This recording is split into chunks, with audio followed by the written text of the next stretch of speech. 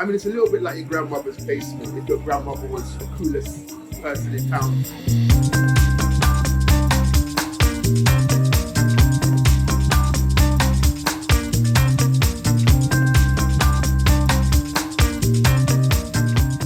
My name is Sly Augustin, and I'm the owner of a bar in West London called Trade Happiness. It definitely has a very kind of kitsch, old school vibe to it, and I think that the personality of the bar is quite disarming and it's quite cozy.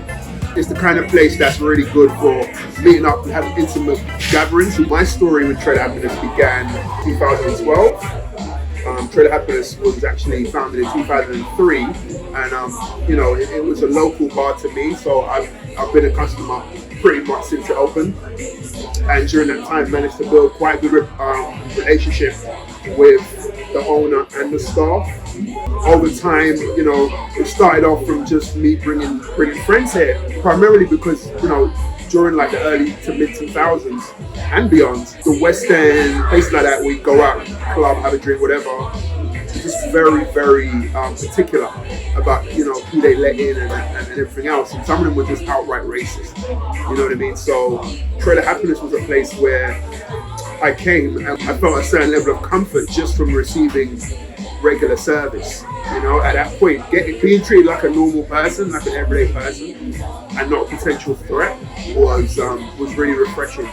And so it became my go-to, and became the place that I bring my friends to. If I had visitors coming in from overseas, particularly New York, this is the place I bring them to. It became a little bit of a home from home, and I had my birthday parties here on New Year's Eve, and it became like my own little place. I found myself in a position to buy my favorite bar, and even though I didn't really understand the business at all at that point, I just couldn't turn it down, especially as this area that I grew up in, the chance to own a business in the area I grew up in just felt like something I couldn't pass up. And also, Notting Hill, Ladbroke Grove has a history of black-owned bars, where it used to have a lot of the black bar owners were actually forced out by racist thugs, kind of like a white criminal underground would basically force out the black ownership and then replace it, with their own people. And obviously the police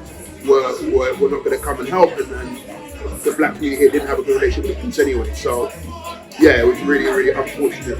That's not going to be the sole focus of your business, but it was something that definitely factored into my plans and into my decision. I have subsequently spent almost a decade now running this bar, and for me it was important because it came with a legacy and it came with a reputation, and it was important for me to retain that and actually improve it and increase it, and that's what I've done. Trade Happiness, part of Trade Happiness is DNA. Aside from that, the cool laid-back kind of California lounge pad, is teepee, or what we now refer to as tropical drinks.